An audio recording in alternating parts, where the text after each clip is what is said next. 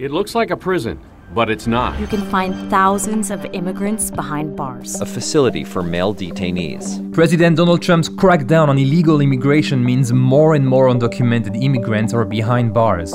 There are more than 200 facilities across the nation that hold immigrants in limbo. They are detained there while their asylum requests or deportation proceedings go through the court system. And since that system is heavily backlogged, some immigrants are incarcerated for years.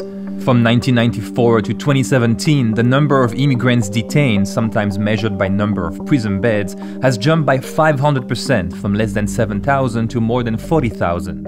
With Trump's efforts to arrest more immigrants at the border and in the interior, that number is likely to rise even more, especially if we consider Trump's opposition to supervised release. Catch and release. We catch a killer, we have to release him. We need the extra beds so that we don't have to release him.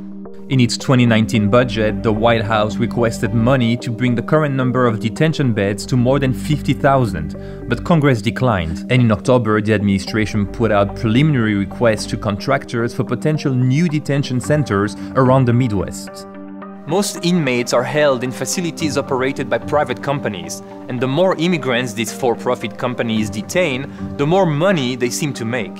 A private jail typically charges the government a daily rate per detained immigrant, and in order to cut costs and maximize profits, human rights groups say these contractors routinely neglect detainees' medical care. Advocates of the private system say competition lowers costs, which in turn save taxpayers' dollars. Earlier this week, Senator Kamala Harris introduced a bill to halt the expansion of immigrant jails, improve oversight of these facilities, and use alternatives to detention such as ankle monitors. More than 170 inmates have died while in immigration custody over the past 15 years.